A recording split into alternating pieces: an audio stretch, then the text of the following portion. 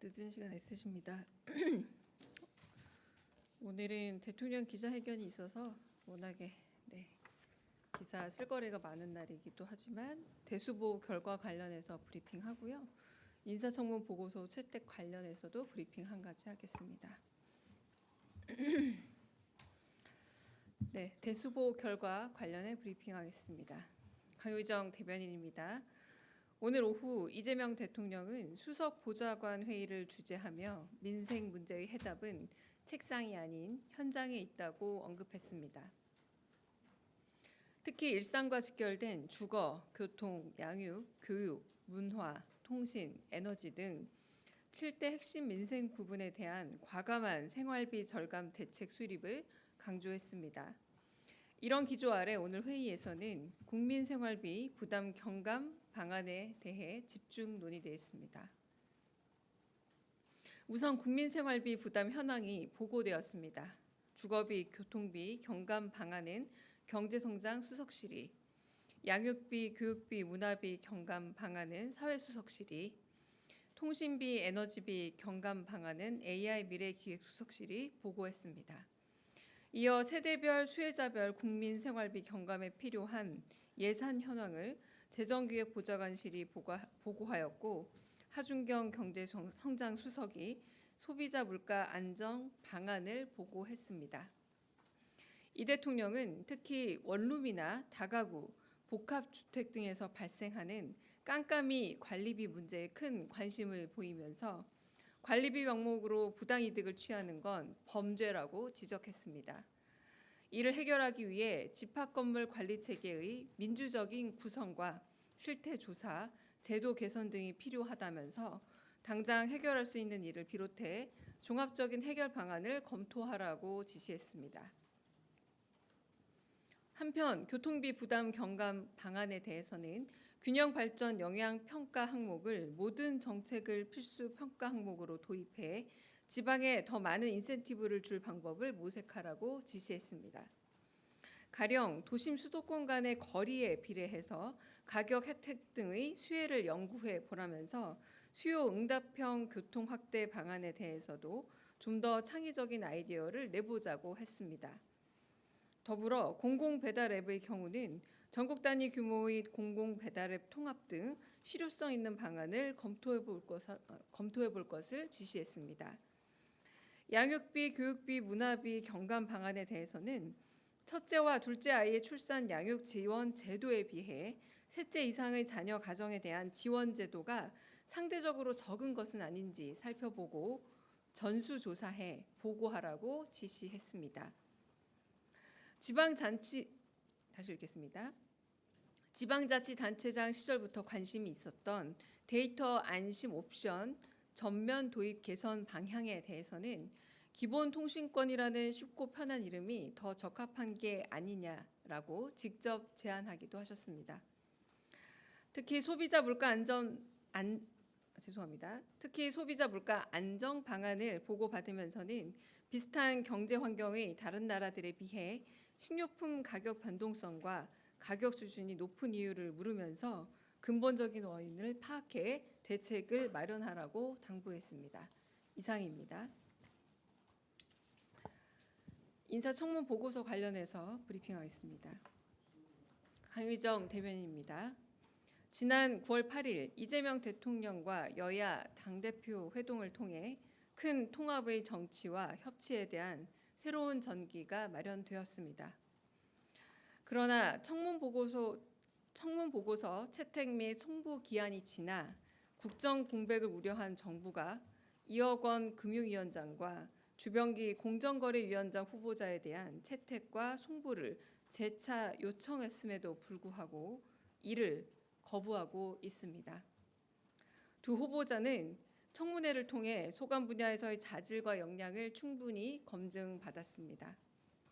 청문 보고서 채택을 거부하고 송부하지 않는 것은 대통령과 여야 당대표의 회동이 이뤄낸 협치의 의미를 퇴색시키는 것으로 매우 유감스럽게 생각합니다. 이상입니다. 혹시 질문 있으실까요? 네. 네, 대변인님 기자회견 고생 많으셨습니다. 네. 네, 아시아경제 송승섭입니다. 오늘 대통령께서 기자회견 중에 대주주 양도세 문제 언급을 하실 때 원안을 고집할 필요가 없다 하시면서 국회 논의에 맡기도록 할 생각이다 이렇게 말씀을 주셨는데요. 근데 사실 이게 정부 시행령 개정 사항이라서 대통령께서 결정하시면 되는 문제인데 그러면서도 좀 국회에서 어떤 논의를 더 지켜보고자 하신 것인지 좀 궁금하고요. 이게 대주주 양도세 기준을 50억 원 유지하기로 이제 결정이 확실히 된 것인지 좀 궁금합니다. 네, 제가 좀 말씀을 그냥 해석을 하는 차원에서 제 짐작과 해석을 말씀을 드리자면 어떤 좋은 제도나 어떤 좋은 세제가 있더라도 여러 부분에 있어서 국민적인 요구와 그리고 받아들일 준비 그리고 오해의 소지가 있다면 굳이 서두르지 않아도 된다라고 생각을 하십니다. 아까 말씀의 맥락을 들어보자면 종목별 10억, 50억, 10억 이 기준이라는 거지 총액 기준이 아니다라는 말씀도 하셨잖아요. 그러니까 어떤 한 특별한 종목에 대한 10억 과세를 이야기 원래 했었으나 이 부분에 대해서 국민적인 오해와 저항이 있는 것 같다. 그럼에도 불구하고 국회 논의를 지켜보겠다는 건 다름이 아니라 국회가 이제 민의의 전당이고 많은 분들의 의견이 모이는 곳이니까 국민적 의견을 듣겠다라는 말씀이시고 굳이 그렇게 여전히 좀 오해가 남아 있고 충분히 설명했음에도 불구하고 한 번 더 설명을 하신 거라고 보시면 될 것 같고요. 그럼에도 불구하고 여전히 저항감이 더 크고 불편감이 있다면 굳이 10억을 꼭 고집하실 필요는 없다라는 뭐 그렇게 들어보시면 크게 틀리지 않을 듯합니다. 요거는 제 해석의 영역이라고 일단 말씀을 드리겠습니다. 네, 아까 대부분 속보들이 나온 방향들도 그 방향으로 나온 것 같더라고요. 네. 네. 네, 저 TV조선의 최민식입니다. 그동안 당의 설명을 들어보면 이제 신문과 방송과 같은 레거시 미디어는 언론중재법으로 이제 징벌적 손배제를 도입을 하고 유튜브는 정보통신망법을 통해서 도입을 하자고 했었는데 오늘 대통령님 말씀을 들어보면 언론중재법을 건드리지 말고 이제 배상 제도를 도입하자 이렇게 말씀을 하셨거든요. 그럼 이게 정통법을 통해서 이게 다 함께 규제하는 게 맞는지 궁금하고요. 그리고 중과실에 대해서는 이제 손배를 해서는 안 된다고 또 말씀을 하셨는데 이게 당과도 좀 논의가 된 것인지 궁금합니다. 일단은 지금 말씀하신 법안들은 전부 다 국회 입법 사안들인 것 같습니다. 그러므로 정부 입법 사안은 아니기 때문에 이 부분에 대해서 굳이 대통령께서 시시콜콜하게 말씀을 하는 거는 아마 그 대통령이 말씀하신 바도 아니었을 거라고 생각은 들고요.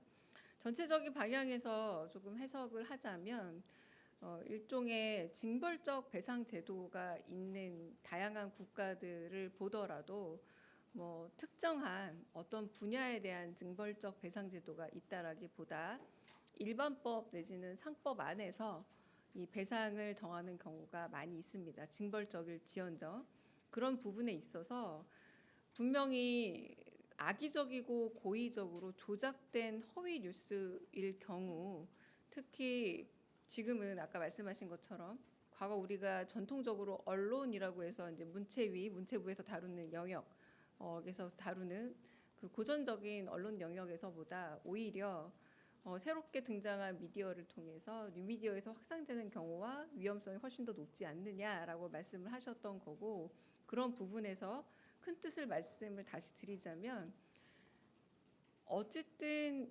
누군가에게 고의적으로 해를 미치는 행위에 대해서는 징벌적 배상이 가능하지만 그것이 반드시 언론중재법이라는 작은 법 안에서만 해당되는 일은 아니다라는 게 좀 뜻에 가깝다고 보입니다. 말씀하신 여당안이 어떻게 확정이 될지 그리고 과실, 중과실 그리고 한편으로는 지금 말씀하신 그 징벌적 손해배상 이런 것들이 정확하게 어떤 법안에 들어간다라는 건 국회에서 논의되는 게 맞습니다. 그리고 대통령은 이 부분에 있어서 혹시라도 언론만을 염두에 두고 이 법안이 만들어지고 있다라는 것에 대한 오해는 없었으면 좋겠다라는 그런 의사를 표현하셨다고 보면 될 듯합니다. 네. 다른 질문 있으실까요? 네, 다른 질문 없으시면 여기 마치고요.